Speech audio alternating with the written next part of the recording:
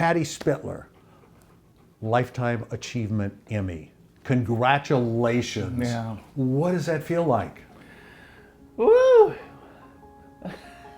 Well, first off, you know you're getting older when it's a lifetime achievement and not just for one particular thing you've done. And I'm not done yet, so I want to make that clear. But it's an honor, obviously. I mean, I don't know what to say. Patty Spitler, speechless? Just as surprising, while growing up in Dayton, Ohio, she describes herself as a shy little girl.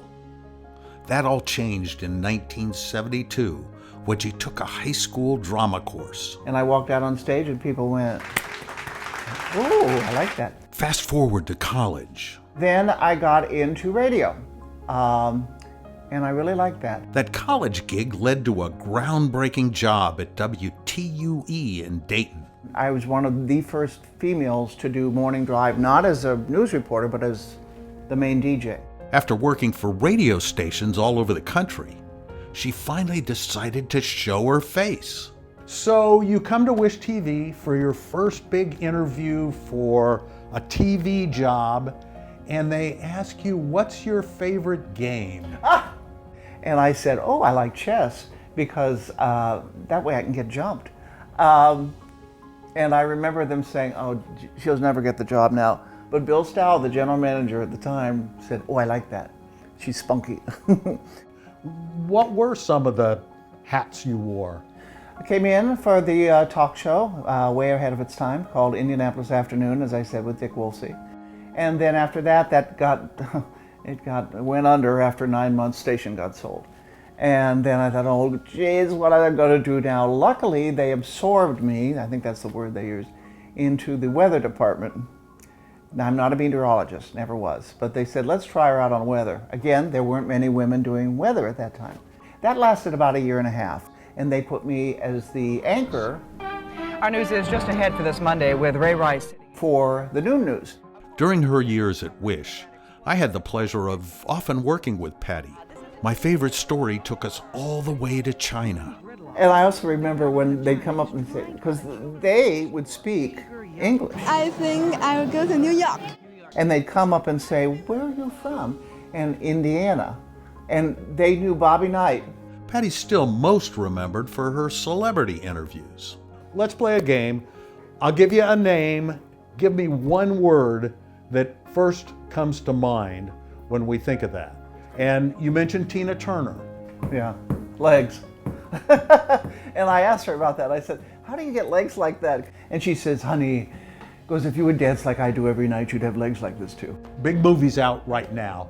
Tom Cruise. Tom Cruise was always a good interview. And when you'd walk into the room, he would remember your name and say, oh, Patty. He'd greet you at the door. Dolly Parton. Dolly Parton. Oh, she's in charge too. There's another one, an idol. And she always remembered me well. When I interviewed her just a few years ago, and she said, oh, I want to thank you for helping me through the years with my movies. You're thanking me? But she's in control. From Wish TV. What the viewers didn't know was that Patty struggled with hearing loss, and it made her job increasingly difficult. And you can see I have a hearing aid and I have a cochlear on this side. Cochlears help tremendously. Pushed my way through till December 24th, 2004, and I go, I can't hear. Well, you said when 3 found dead sounds like turd found in bed, it's time to get out, yeah. And she thought that was it. Her professional career was over. And then they came to me in 2009 and said, would you like to do a pet show? And I thought, well, that lasts about 6 months. And it's been over 14 years. Becoming an author is the latest chapter in her story. With the help of friend Rita Rose, she wrote The Dog Who Saved My Life. She describes it as an inspirational story written with honesty and humor. Golly, what's the next chapter? Keep doing what I love. I mean, I really love sharing information about people and pets in a positive way. Well, like they said about James Brown and Tina Turner, you are the hardest working woman in television. So keep up the good work. And once again, congratulations. This is a well-deserved recognition.